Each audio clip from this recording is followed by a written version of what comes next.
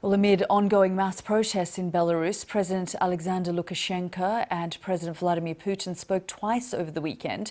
Russia is watching closely as Moscow remains Minsk's most important partner, both politically and economically. Mason Clark is a Russia lead analyst at the Institute for the Study of War, a U.S. think tank, and he joins us now. Thank you very much, Mason, for joining us here on the program. As we've been saying, no doubt Moscow is watching everything unfold in Belarus very closely.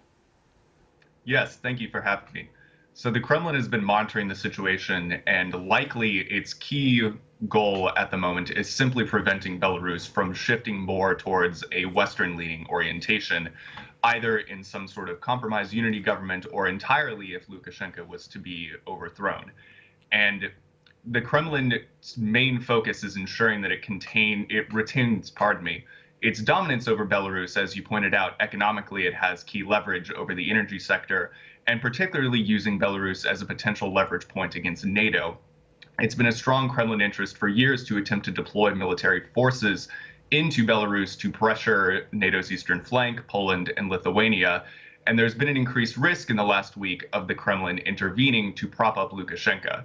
As you mentioned, over the weekend, Putin and Lukashenko spoke twice over the phone, and the Kremlin publicly stated that it was standing by upon Lukashenko's request to intervene in Belarus if necessary to end the protests, which both Lukashenko and the Kremlin continue to claim are foreign-backed. I mean, and you've mentioned this too, we've talked about economically the ties between the two countries and the dependence on Russia by Belarus. But historically as well, Belarusians and Belarus has felt closer to Russia than it has to the West. Absolutely, and that's actually a key difficulty for the Kremlin right now, is that the protests in Belarus are not necessarily anti-Russia. They are completely focused on Lukashenko, his corruption, the security state, the abuses by security forces, that sort of thing. And there's a definite risk that the Kremlin runs if it does intervene in Belarus to attempt to prop up Lukashenko, that it will refocus those protests as being anti-Kremlin. Belarus has been one of the few countries in the world that has actually maintained high approval ratings of Putin the last few years.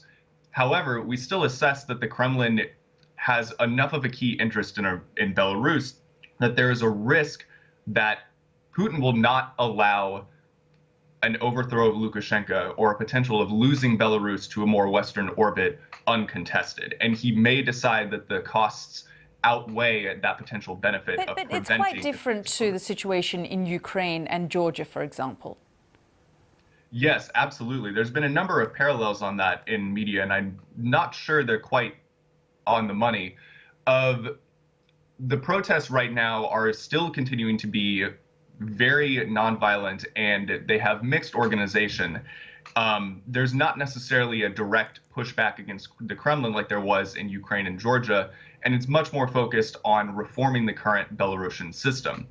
That doesn't necessarily mean that the Kremlin views it that way, however, and Kremlin rhetoric, and especially presenters on the Kremlin's main news networks, such as Russia One, Russia Today, that sort of thing, have been strongly linking this to the 2014 revolution in Ukraine, the Euromaidan protests, and directly saying that Russia should not allow this to happen. And Putin's probably thinking through the potential of the threat that letting this go forward in Belarus could have to his own rule. Mason Clark, we'll have to leave it there. Thank you very much for joining us there from Washington. That's Mason Clark, who's Russia lead analyst at the Institute for the Study of